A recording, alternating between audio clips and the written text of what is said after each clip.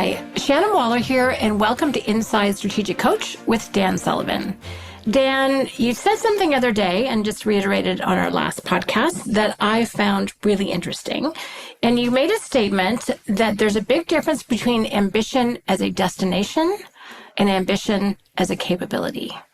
So let's talk about ambition. What is it? What's the best way to use it? What's the best way to think about ambition? I'm curious. Well, first of all, there's a way that I've read about it and listened to other people talk. I have an ambition to do this. I have an ambition to do that. And it doesn't really relate to me at all. So the one thing I notice that I've always been ambitious, but the way that other people talk about ambition doesn't connect with my experience of being ambitious. So that's why I was interested, because when you achieve what your ambition is, what happens then? Mm-hmm. That's a good point. Do you just stop? Well, my experience, it is that they do stop. Mm-hmm. And my sense is that they actually start stopping before they actually get to the destination. So destination means that you're there. Okay, so what happens after you're there? Now what? Now what? So I experience it as an internal capability. And my ambition is to always be more ambitious. Your ambition is to always be more ambitious. Say more about that. I can repeat it. It's a way of being. It's not a destination. It's just a way of being, that at age 80, which I am, I'm far, far more ambitious now than I was when I was 50. Uh-huh. And I was ambitious then. I mean, I was at my most ambitious at 50, but at 80, I'm way beyond the level of ambition that I had. That would be 1994. So it's a capability. I don't see it as an external destination outside of myself. It's an internal mindset, but it's also measured in terms of increased capability and confidence. I'm so intrigued, Dan. And thinking of ambition as a skill, as a capability is really interesting, because then I'm like, okay, how does it get stronger? What are the tools that you use? What obstacles do you overcome? I'm sure there's a team of who's around you that support this. I'm like, how does one develop, or as you're listening to this, or our audience, ambition is part of how you're wired. Like there's some natural spark there, you wouldn't be listening. But how do you grow that? How do you expand that? I'm intrigued by that idea, to have it actually as a skill. Well, it involves constant improvement, So I measure things every day of things that yesterday I wanted to do today, which hadn't happened yet, and then it happens. And so I constantly feed it improvement. I'm doing this, I'm doing this, I'm doing this, I'm getting more done in less time. I'm having greater impact with less effort. Mm. One characteristic of it is that I'm a lot simpler as a person. If I measure back to, 30 years ago, I'm much simpler. My life was a lot more complicated. I had a lot more distractions. I had a lot more things that bothered me. And I think what happens is, because being more ambitious is the goal, then anything that would interfere with me being more ambitious has to go. It has to be eliminated. Thank you. I think that's what I was trying to get my fingers on. You've just stripped away anything that impedes. Yeah, for example, I'm in my 7th year now of not watching any television at all. People say, well, you watch Netflix. I say, I haven't watched any television at all.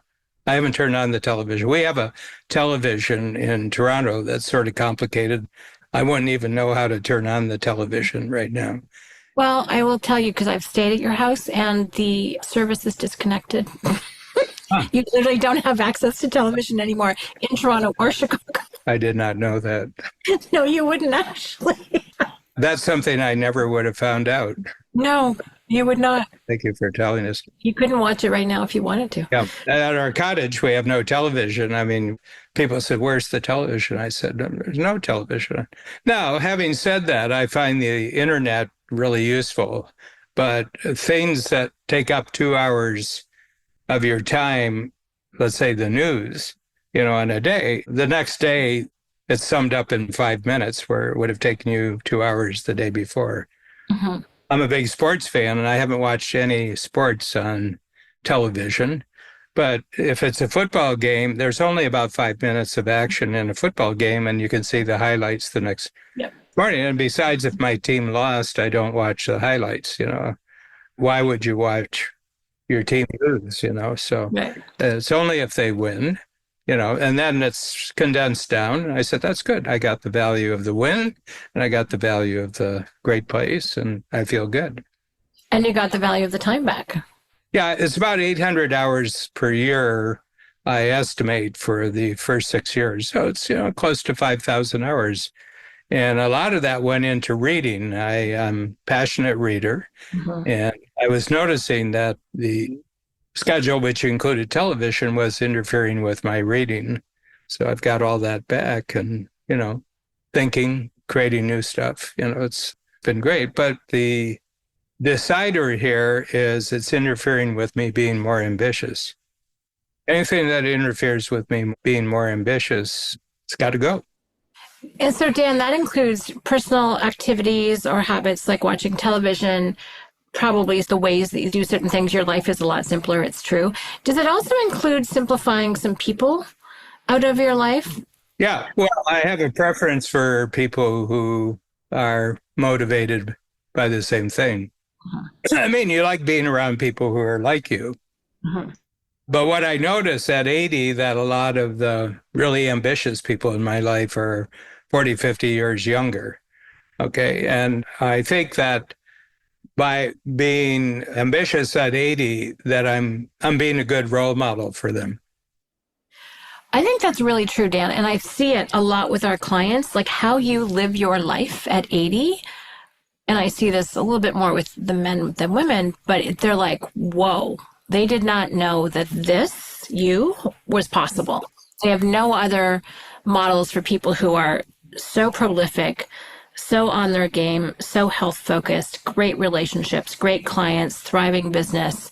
You're like all the things that they aspire to and give a roadmap to actually accomplishing, which is really cool. There's going to be so many byproducts of that, Dan, most of which we will never know, but of just people staying on their path longer than they might have before because you've given them an extra 10, 15, 20, 25 years of successful working entrepreneurial life. Mm-hmm. It's amazing. Yeah, and I don't see that as big so far as it's going to be in the future because that's the nature of ambition. Mm-hmm.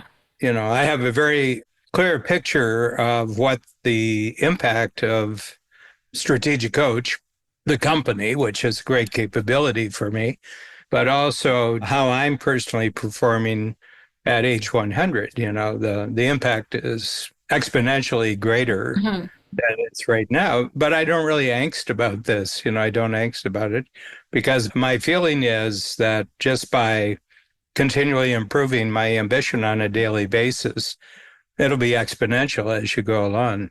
Uh-huh. Dan, let me ask you a contrasting question, because ambition does not always, in the outside narrative, sometimes it has a good reputation, but sometimes it gets a bad rap. So is there a downside to ambition as a capability that you see for yourself or have seen in others? Well, I'm not experiencing it. I don't know if it is with other people, but you have to do this with a fair amount of strategy. What I have observed in my intellectual interests and just observations, I think there's three things that you have to avoid to be continually ambitious. One of them is celebrity. Okay, of not wanting the goal that you're widely seen or you're widely famous. I think that uses up a lot. I don't pay any attention to where I'm known or how I'm known, except the people that I'm actually working with. So my team members at Strategic Coach and the entrepreneurs in the workshop. And I don't want to be known to them. I know them.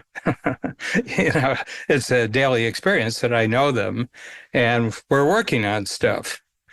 I'm not avoiding celebrity. It just has no value to me, the celebrity. As long as enough people are finding out about what coach is and what coach does. And they sign up for the program, and, our membership continues to grow and the quality of people keeps increasing. That's all that's needed. The second one is retirement. You can't have any thought of retirement. There's no stop in the ambitious life. And the third one is legacy. People say, what do you think your legacy is going to be? And I said, as I understand legacy is that it doesn't happen until you're dead. True story. And I got a feeling that the day after I die, I don't really care one way or another. I have my own beliefs that there's life after life, but that's my own thing. But I couldn't care less. They said, well, when you're not around, what's your company going to do? And I said, they'll do whatever they have to do that day. And they don't have me around anymore, so they're going to have to come up with some solutions. Well, what do you want? I said, I couldn't care. So if you avoid celebrity and you avoid retirement and you avoid legacy, your life gets pretty simple. Because a lot of people, they're consumed with this. It's true. And it strikes me that 1 in 3, celebrity and legacy, are very much an ego conversation. Well, you certainly don't have any control over it. No, it's not a capability conversation. Let me put it that way. I remember there's a very famous person from Toronto, and we were at a conference in California, so long way away. And he was there, and everybody who was sitting around with him and he was talking to were clients of Strategic Coach. And he says, what's Strategic Coach? He says, well, this guy in Toronto created it. And he said, who is he? And he came up to me and he said, how come I don't know you? And I said, I really don't know the answer to that question. He said, how come you're not known in Toronto? And I said, it's because the money's in the United States. Good answer. They said, and the dollars, US dollars translated into Canadian. People talk about the taxes up here. I said, don't pay attention to taxes, pay attention to exchange rate, so it's really good. And he was all out of sorts that he was famous. And there was another person who was doing things that he didn't know about. He actually made a visit to our office to find out what we could do together. And he sat down and talked nonstop for an hour, never asked a question, never asked anything about us. And that was it. And everything like that, because celebrity was one of his big goals. But it's not my goal. I couldn't care less about celebrity. Have no plans to ever retire. Retire is when you die, and have no interest in legacy. People are going to do what they're going to do with what's left. It's true. Yeah, so, if you're free from those three things, you don't see a lot of obstacles and a lot of pushback from the world. Yeah, I can't see any downside from any of those. And it's interesting, if I do think about where the negative anything comes from ambition, it's when it's a destination. Like what people do in the name of getting to the yacht, the house, the cash, the diamonds, the celebrity, whatever, that can not always have the best byproducts. But when it's ambition as a capability, it's a very, very different beast. It's just a capability. Yeah. Yeah. It's just, what do I do today so that I'm more ambitious tomorrow? And I have measurements for that. There's an energetic measurement. There's an achievement measurement. I was just marveling today because I got about 4 important things really done today. And when I looked at the schedule a week ago, I said, I don't know how I'm going to pull that off. But here I am. This is the 5th thing I'm doing today, and it's good. And that means that I'm more skillful this week than I was last week, Yeah. Well, it's always about growth. It's about capability. And Dan, I know for you, one of the things that's incredibly important is simply to be useful.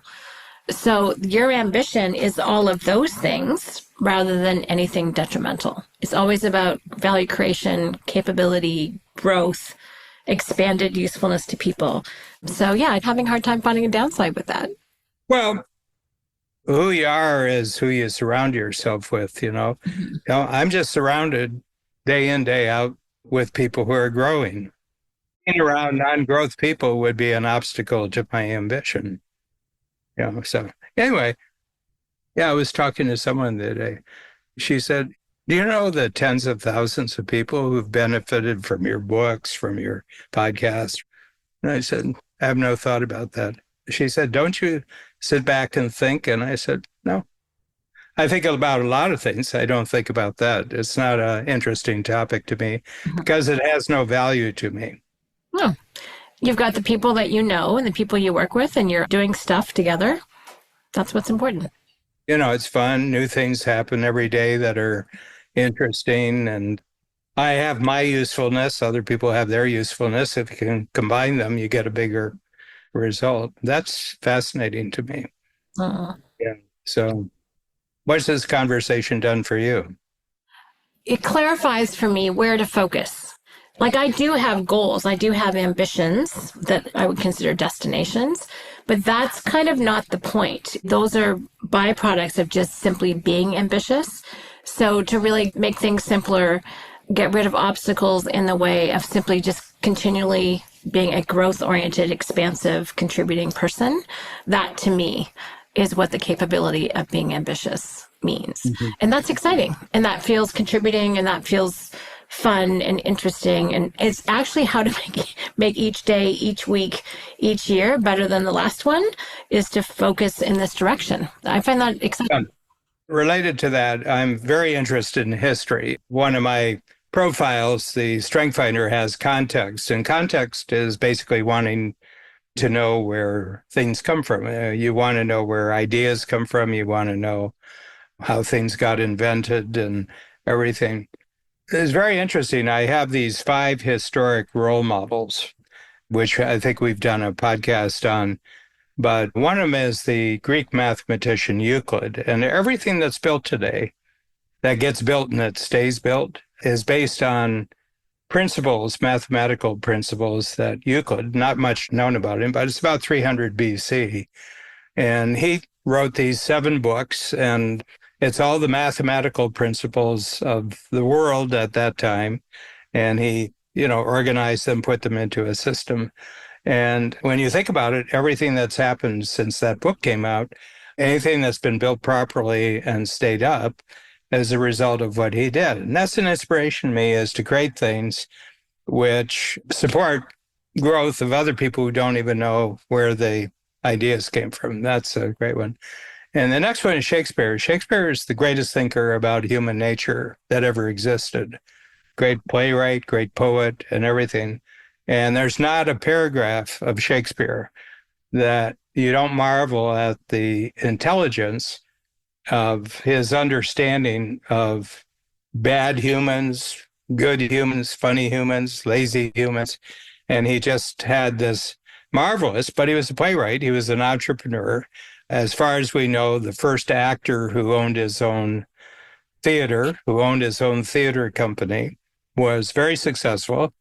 His plays are every year, probably hundreds of countries have Shakespeare plays, and didn't give any thought to having any of his writings recorded or saved.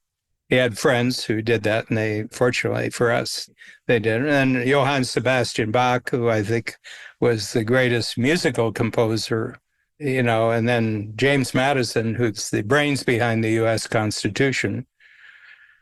And then Thomas Edison. I was born 2 miles from where Edison was born, in Milan, Ohio, a little town.